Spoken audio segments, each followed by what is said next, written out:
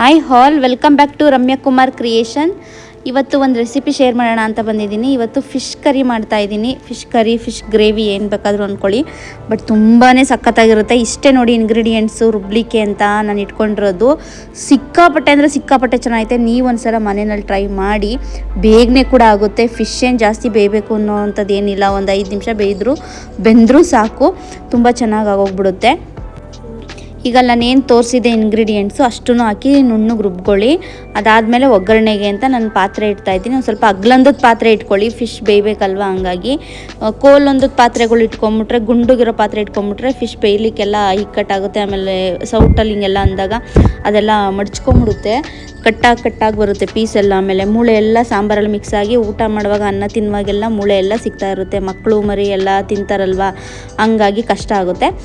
So ನೋಡಿಕೊಂಡು ಒಂದು ಸ್ವಲ್ಪ ಅಗ್ಲಂದದ ಪಾತ್ರೆ ಇಟ್ಕೊಂಡ್ರೆ ತುಂಬ ಬೆಸ್ಟು ಅದು ಮೀನು ಸಾಂಬಾರು ಮಾಡೋಕ್ಕೆ. ಮೀನು ಅಂದರೆ ಸ್ಪೆಷಲಾಗಿ ಹೇಳಬೇಕು ಅಂದರೆ ಮೀನಿಂದ ಅಡುಗೆ ಏನೇ ಮಾಡ್ತೀನಿ ಅಂದರೂ ಅಗ್ಲಂದದ ಪಾತ್ರೆ ಇಟ್ಕೊಳ್ಳಿ, ತುಂಬ ಚೆನ್ನಾಗಿರುತ್ತೆ. ನಾನು ಇಲ್ಲಿ ಫಸ್ಟು ಪಾತ್ರೆಗೆ ಎಣ್ಣೆ, ಸಾಸಿವೆ ಮತ್ತು ಈರುಳ್ಳಿ ಎಲ್ಲ ಹಾಕಿ ಚೆನ್ನಾಗಿ ರೋಸ್ಟ್ ಮಾಡಿ ರುಬ್ಬಿರೋಂಥ ಮಸಾಲೆ ಎಲ್ಲ ಹಾಕಿ ಚೆನ್ನಾಗಿ ಕುದಿಸ್ತಾ ಇದ್ದೀನಿ.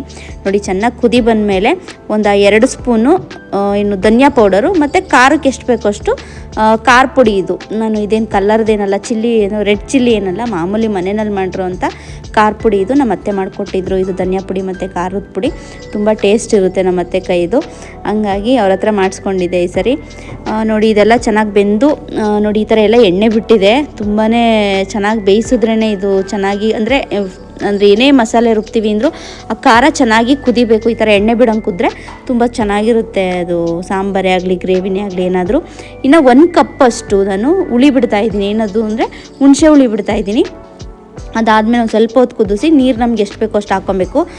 ನಾನು ಸ್ವಲ್ಪ ಜಾಸ್ತಿನೇ ಹಾಕ್ಬಿಟ್ಟಿದ್ನೇನೋ ಅಂತ ಅಂದ್ಕೊಂಡೆ ಫಸ್ಟು. ನೋಡಿ, ಇದೇನು ಗ್ರೇವಿ ಆಗ್ತಿದೆಯಾ ಅಲ್ಲ ಕರಿ ಆಗ್ತಿದೆಯಾ ಇಲ್ಲಾಂದರೆ ಸಾಂಬಾರು ಆಗ್ತಿದೆಯಾ ಅಂತ ಯಾವುದೋ ಒಂದು ಆಗಲಿ ಬಿಡತ್ತಾಗೆ ಅಂದ್ಬಿಟ್ಟು ನೋಡೋಣ ಅಂತ ಮಾಡಿದೆ. ಆಮೇಲೆ ಸರಿ ಹೋಯ್ತು, ಕನ್ಸಿಸ್ಟೆನ್ಸಿ ತುಂಬ ಚೆನ್ನಾಗಿ ಬಂತು. ಆಮೇಲೆ ನೀವು ನೋಡ್ಕೊಂಡು ಹಾಕ್ಕೊಳ್ಳಿ, ಬಟ್ ಇಷ್ಟು ಬೇಕಿಷ್ಟು ನಾನು ಕರೆಕ್ಟಾಗಿ ಹಾಕಿದ್ದೆ ನೀರನ್ನ. ಇದಾದಮೇಲೆ ಚೆನ್ನಾಗಿ ಕುದಿ ಬಂದಮೇಲೆ ಸ್ವಲ್ಪ ಉಪ್ಪು ಖಾರ ಟೇಸ್ಟ್ ನೋಡಿ ಇವಾಗ ನೀಟಾಗಿ ತೊಳೆದಿರೋಂಥ ಫಿಶ್ನ ಹಾಕಿದ್ದೀನಿ. ನಾನು ನಿಜವಾಗ್ಲೂ ಇವತ್ತು ಎಷ್ಟು ಒಳ್ಳೆ ಫಿಶ್ ಸಿಕ್ಕಿದ್ದು ಅಂದರೆ ತುಂಬಾ ಚೆನ್ನಾಗಿದೆ ಫಿಶ್ಶು. ಪ್ರತಿ ಸರಿ ಒಂದೊಂದ್ಸಲ ತುಂಬ ಆಸೆಪಟ್ಟು ತೊಗೊಂಬರೋ ಫಿಶ್ ಎಲ್ಲ ಚೆನ್ನಾಗೇ ಇರ್ತಾ ಇರಲಿಲ್ಲ, ಚೆನ್ನಾಗೂ ಆಗ್ತಾ ಇರಲಿಲ್ಲ. ಒಂದು ಸಲ ಹಿಂಗೆ 1-2 kg ಫಿಶ್ ತಂದಿದ್ದೀವಿ. ಬಾಯಿಗಿಟ್ರೆ ಸಾಕು ವಿಷ ಅಂದರೆ ವಿಷ. ಎಷ್ಟು ಕಷ್ಟಪಟ್ಟು ಅವತ್ತೊಂಥರ ಬೇರೆ ಥರ ಕರಿನೇ ಮಾಡಿದ್ದೆ ನಾನೇನೋ ಗ್ರೇವಿ ಥರ ಮಾಡಿದ್ದೆ. ಅದಕ್ಕೆ ತುಂಬಾ ಪ್ರೊಸೆಸಿಂಗ್ ಇತ್ತು, ತುಂಬಾ ಏನೇನೋ ರುಬ್ಕೊಳ್ಳೋದು, ಹಚ್ಚಿ ಹಾಕೋದು ಎಲ್ಲ ಸಿಕ್ಕಾಪಟ್ಟೆ ಇತ್ತು. ಅದಕ್ಕೆಲ್ಲ ಏನು ಸ್ಟೆಪ್ಸ್ ಅದು ಅಡುಗೆ ಮಾಡಲಿಕ್ಕೆ. ಅಷ್ಟು ಕಷ್ಟಪಟ್ಟು ಅಡುಗೆ ಮಾಡಿ ಹೊಟ್ಟೆ ಹಸ್ಕೊಂಡು ತಟ್ಟೆಗೆ ಹಾಕೊಂಡು ತಿನ್ನೋ ಟೈಮಲ್ಲಿ 1-2 ತುತ್ತು ಇಟ್ಕೊಂಡ್ರೆ ವಿಷ ಅಂದರೆ ವಿಷ. ಎಲ್ಲೋ ಮೀನಿಂದು ಕಿವಿರು ಕಿತ್ತಿಲ್ವೇನೋ, ಅದಕ್ಕೆ ಹೆಂಗೆ ಬಂದಿದೆಯೇನೋ ಅಂತ ಅಂದ್ಕೊಂಡ್ರೆ, ಬಟ್ ಅವರೆಲ್ಲ ತೆಗ್ದೇ ಕೊಡ್ತಾರೆ. ಬಟ್ ಅದೇನೋ ಗೊತ್ತಿಲ್ಲ, ಈ ಮೀನಲ್ಲಿ ಯಾವುದೇ ಪಾರ್ಟ್ ತಿಂದ್ರೂ ಅದು ಫುಲ್ ವಿಷ. ಹೋಗ್ಲಿ ಗ್ರೇವಿನಲ್ಲಿ ಊಟ ತಿನ್ನೋಣಂದ್ರೆ ಗ್ರೇವಿನೂ ವಿಷ ಆಗ್ಬಿಟ್ಟಿತ್ತು. ಎಲ್ಲ ವಿಷ ಅಂದರೆ ಅದೇ ಕಹಿ, ಒಗ್ರೊಗ್ರು ಕಹಿ ಅಂದ್ರೆ ಕಹಿ. ಸಿಕ್ಕಾಪಟ್ಟೆ ಬೇಜಾರಾಗೋಯ್ತು ನನಗದು. ಕಹಿ ಅನ್ನೋದಕ್ಕಿಂತ ನಾನು ಅಷ್ಟು ಕಷ್ಟಪಟ್ಟು ಮಾಡಿದೆ, ಹಿಂಗೆ ಆಗೋಯ್ತಲ್ಲಪ್ಪ ಅನ್ನೋದೇ ಬೇಜಾರಾಗಿದ್ದು. ಬಟ್ ಇವತ್ತು ಸಿಕ್ಕಿರೋ ಮೀನು ಮಾತ್ರ ನಿಜವಲ್ಲೂ ಅವಣ್ಣ ಯಾರೋ ಗೊತ್ತಿಲ್ಲ ನನಗೆ, ಅವಣ್ಣ ಕೊಟ್ಟರು ಫಿಶ್ನ ತೊಗೊಳಕ್ಕೆ ಹೋದಾಗ. ಅಂದರೆ ಪುಣ್ಯಾತ್ಮ ಕೊಟ್ಟರು, ಒಳ್ಳೆ ಫಿಶೇ ಕೊಟ್ಟಿದ್ದಾರೆ, ತುಂಬಾ ಚೆನ್ನಾಗಾಗಿತ್ತು. ಇನ್ನು ಇದು ಸ್ವಲ್ಪ ಕುದೀತಾ ಇದೆ, ಅಲ್ಲೇ ಕುದಿ ಬರ್ತಾ ಇದೆ. ಏನು ಒಂದು 5 ನಿಮಿಷನೂ ಬೇಕಾಗಲ್ಲ ಮೀನು ಬೇಯಬೇಕು ಅಂದರೆ. ತುಂಬ ಕಡಿಮೆ ಟೈಮಲ್ಲೇ ಮೀನು ಬೇಯುತ್ತಲ್ವ. ಅದರಲ್ಲೂ ಅರ್ಧ ಸ್ವಲ್ಪ ಕುದಿ ಬಂದಮೇಲೆ ಮುಚ್ಚಳ ಮುಚ್ಚಿಬಿಟ್ಟು ನಾವು ಗ್ಯಾಸ್ ಆಫ್ ಮಾಡಿಬಿಟ್ರೆ ಆ ಬಿಸಿನಲ್ಲೇ ಅರ್ಧ ಬೆಂದ್ಬಿಡುತ್ತೆ. ಹಂಗಾಗಿ ನಾನು ಸ್ವಲ್ಪ ಕುದಿ ಬರೋಂಗೆ ಬಿಟ್ಟು ಆಫ್ ಮಾಡಿಬಿಟ್ಟು ಸ್ವಲ್ಪ ಹೊರಗಡೆ ಸಿಟಿಗೆ ಹೋಗಿ ಬರಬೇಕಿತ್ತು. ಹೋಗ್ಬಿಟ್ಟು ಬಂದು ನೋಡಿದ್ಮೇಲೆ ಈ ಥರ ಇತ್ತು. ಅಷ್ಟೊತ್ತಿಗೆಲ್ಲ ತಣ್ಣಗಾಗಿತ್ತು. ನೋಡಿ, ಈ ಥರ ಎಲ್ಲ ಎಣ್ಣೆ ಜಿಡ್ಡು ಎಲ್ಲ ಬಿಟ್ಕೊಂಡಿದೆ, ರಸ ಎಲ್ಲ ಬಿಟ್ಕೊಂಡಿದೆ ಫಿಶ್ದು. ತುಂಬಾ ಚೆನ್ನಾಗಿತ್ತು ಗೊತ್ತಾ, ಎಷ್ಟು ಚೆನ್ನಾಗಿತ್ತು ಟೇಸ್ಟು ಅಂದರೆ.